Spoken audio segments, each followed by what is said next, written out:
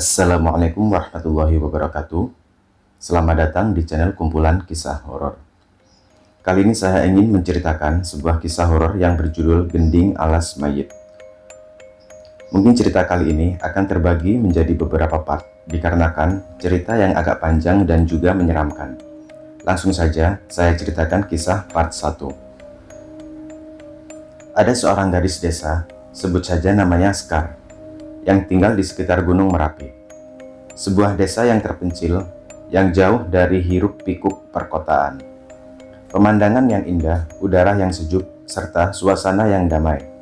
Rumah-rumah di sana juga sangat tradisional, terbuat dari kayu, dan di sekitar desa masih banyak hutan-hutan.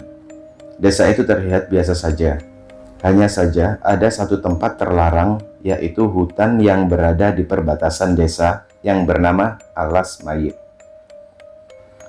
Keseharian Sekar sebagaimana gadis desa lainnya, memasak, mencuci baju di sungai, menimba air, dan kadang membantu ayahnya di kebun. Pada suatu hari, Sekar meminta izin kepada ibunya untuk mencuci bajunya di sungai. Sesampainya di sungai, Sekar mencuci bajunya bersama ibu-ibu yang juga mencuci baju di sana. Setelah selesai mencuci baju, Sekar pulang ke rumah.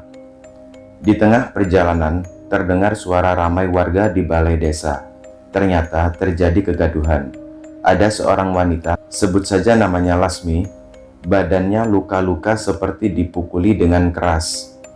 Lasmi sedang hamil. Dia menangis kepada seorang lelaki, sebut saja namanya Aswangga, meminta pertanggungjawaban atas anak yang dikandungnya. Namun lelaki tersebut tidak mau mengakui anak yang dikandung Laksmi.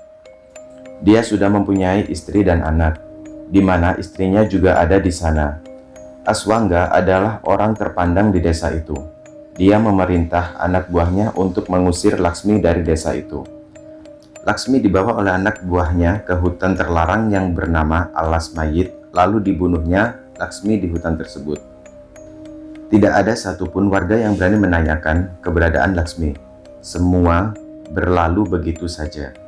Sampai suatu malam saat bulan purnama, terdengar suara gamelan tanpa henti sepanjang malam di hutan. Ketika memasuki tengah malam, terdengar suara teriakan dari putra Aswangga. Dia lalu keluar rumah dan menari-nari mengikuti alunan musik gamelan. Warga mencoba menghentikan anak itu, namun tariannya semakin mengerikan. Dia tertawa, memutar kepalanya ke belakang hingga mematahkan lehernya. Tidak ada yang mampu menghentikannya. Setelah itu, ia berlari ke tengah hutan lalu menghilang. Keesokan harinya, warga berencana mencari putra Aswangga ke hutan. Namun belum juga masuk ke dalam hutan, terdapat potongan tubuh manusia yang mana itu adalah tubuh anak Aswangga. Warga sangat panik. Ternyata ini adalah asal mula teror mistis dari hutan tersebut. Sejak saat itu, setiap purnama, kejadian itu selalu terjadi. Bunyi gamelan, dan satu persatu warga desa menari mengikuti arah bunyi gamelan di dalam hutan tersebut. Dan keesokan harinya, jasad tubuh manusia itu tergeletak di pinggir hutan. Teror tersebut dijuluki oleh warga dengan Gending Alas Mayit. Kondisi desa semakin hari semakin mencekam. Kutukan itu selalu menimpa warga secara bergiliran. Sampai akhirnya, warga memanggil orang pintar dari desa lain. Namun orang pintar itu pun tidak yakin desa itu akan aman. Pengajian pun rutin diadakan, namun teror itu masih tetap muncul. Malam mulai datang, suara gamelan mulai terdengar. Warga berkumpul di depan hutan bersama seorang kakek yang merupakan orang pintar. Orang pintar itu menyelesaikan ritualnya dan berdiri pelan-pelan. Dia menemukan setannya di hutan. Sang kakek pun masuk ke dalam hutan dengan menggenggam keris. Warga mulai tegang. Setelah cukup lama suara gamelan itu pun menghilang. Perlahan kakek tersebut keluar dari dalam hutan. Dia berjalan dengan sangat aneh. Seketika bunyi gong muncul dari dalam hutan dengan sangat keras. Kakek itu tersentak, memiringkan lehernya dan memutar tubuhnya hingga patah dan meninggal dunia. Warga panik dan berteriak. Tembang gamelan kembali terdengar.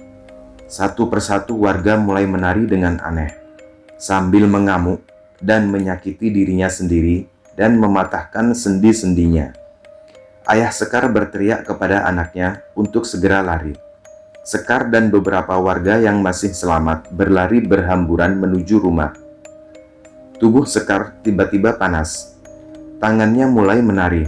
Ayah Sekar dengan sigap menyentuh kepalanya, membacakan doa, dan sekuat tenaga menahan tubuh Sekar.